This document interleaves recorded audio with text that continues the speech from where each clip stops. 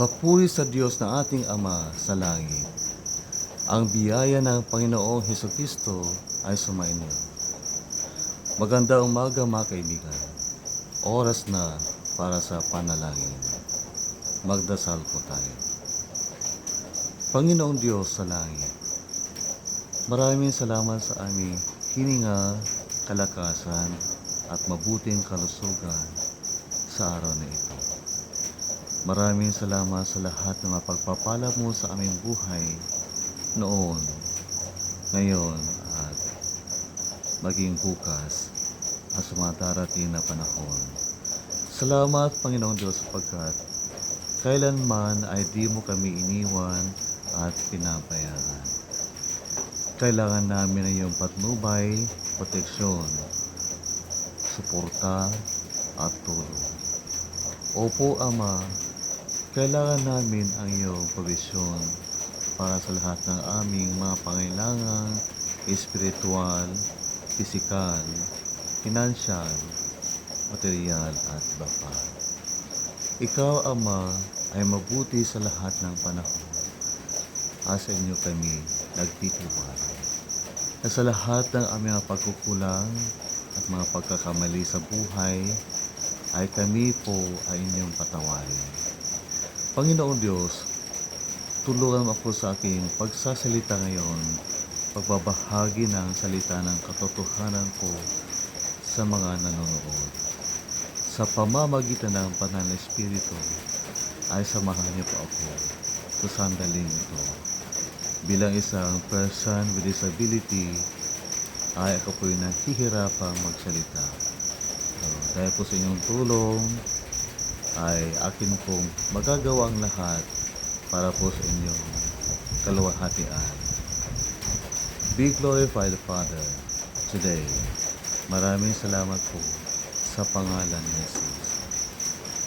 Amen. Kaibigan, magliwanag ka. Ang tunay na Kristiyano ay nagliliwanag. Imagine life without light. Yung hindi po tayo makakita. Mahirap po, di ba? Yung ganitong sitwasyon. Ang dilim. Nasaan na ako? Ang dilim. Di ako makakita. Yung parang yung kaso ni Bartimeus na hindi siya makakita.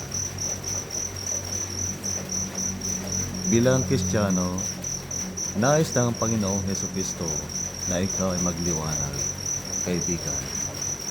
Bilang isang disipulo ni Kristo, nais ng Panginoon na ikaw ay magliwanag sa panahon ng pangailangan ng mga tao. Ang mga tao ay nangailangan ng star. Ano yung star? Ang S ay kumakatawan sa suporta. Ang T naman ay tulong. Ang A o A ay alalay. Sa English ay assistance. Ito ay spiritual na alalay. Physical na alalay sa mga taong mahihina. Material na alalay sa mga taong nangailangan ng sasakyan. Maaari mang ipahiram yung sasakyan at iba pang tulong na maaari natin ibigay po sa kanila. Ako bilang person with disability ay nangangailangan ng alalay mula sa mga taong nagmamalasakit po sa aking araw-araw. At ang R po ay rescue. Maraming mga tao na kailangan po ng pagliligtas po sa kanila sa mga lugar na malalim po ang tubig, may baha, sa mga taong may pinagdadaanan kalamidad sa buhay. Magliwanag ka, kaibigan, sa mga taong may pinagdadaanan. May pinagdadaanan karamdaman, kahirapan, kasawian, kabiguan, at kabigatan sa buhay. Kailangan kanila kailangan nila tayo. Kaya tayo sana ay magliwanag sa kanila. At paano tayo magliliwanag po sa kanila? Sinabi ng Panginoong Hesukristo ang paraan kung paano po tayo magliliwanag. Mateo 5:16. Oras na para sa tinapay at gabay ng buhay. Mateo 5:16. Paliwanagin ninyo ng gayon ang inyong ilaw sa harap ng mga tao, upang makita nila ang inyong mabubuting gawa at walhatiin nila ang inyong Ama na nasa langit. Tayo po'y gumawa ng mabuti sa ating kapwang may pinagdadaanan at may pangailangan po sa buhay. Sa pamamagitan po ng ating mapuputing gawa, tayo gumawa ng mabuti sa tahanan, sa ating mga kapamilya, sa ating mga magulang na nangailangan ng suporta, tulong, alalay at rescue. Sa ating mga mahal sa buhay, mga kamag-anak, mga katrabaho, mga kaibigan, mga kapitbahay, maging sa ating kapwa mananampalataya. Tayo po'y gumawa ng mabuti. Tayo po'y magliwanag sa pamamagitan po ng paggawa ng mabuti po sa kanila. Sa panahon ng bagyo, kailangan po ng mga tao ating liwanag. Sa panahon ng krisis, tayo po'y magliwanag, mga kaibigan, sa mga tao. Puntahan po natin sila at pagdasal. Tayo po'y mag-chat sa kanila at sabihin po natin sa kanila ang pag-asa nagmumula sa Panginoon. Ating puntahan ang mga may sakit at dalhan sila ng kaunting tulong. Sa opisina, magdala ka ng pandesal. Sa iyong mga kapitbahay na in need of help, magdala ka ng mainit na sopas, kape, pandesal, at simpleng tulong. Magliwanag tayo. Magliwanag ka, kapatid.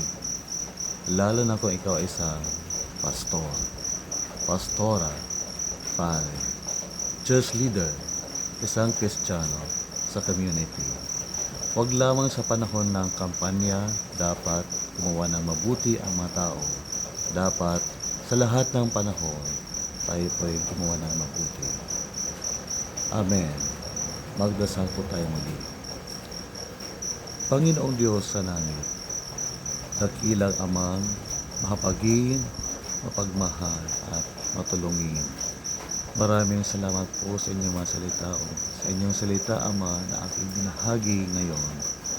Maraming salamat po, Panginoong Hesus, sapagkat nung ikay naparito sa lupa, kayo pong nagliwanag sa mga tao at inyo pong tinulungan ang mga taong nangailangan ng kagalingan, ng pagkain, ng kahit na anong tulong. Inyo pong tinuruan ang mga taong nasa kadiliman upang makita po nila ang liwanag at sila po'y lumakad sa tamang daan. Sapagkat ikaw, Panginoong Hesus, ang ilaw ng sanlibutan. At kami po bilang mga anak ng Diyos, mga disipulo mo ay dapat ding magliwanag. Tulungan mo kaming magliwanag kagaya mo. Maraming salamat po. Panginoon, tulungan po ninyo mga tao may pinagdadaan ng karamdaman, kahirapan, kabigatan, kasawian, kabigatan ng loob at ng buhay at anumang suliranin sa buhay.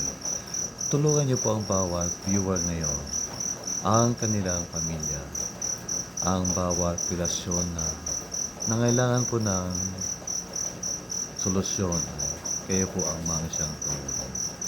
Lord, I pray, inyo pong gamitin ang buhay po ng bawat Kristiyano sa tahanan, sa community, sa opisina, at kahit saan upang magliwanag po sila sa paggawa ng mabuti sa bawat tao. Ang lahat ng papuri at pasalamat ay sa inyo ko po ibinibigay sa pangalan ni Jesus. Amen. Magliwanag po tayo sa panahong may bagyo po. God bless.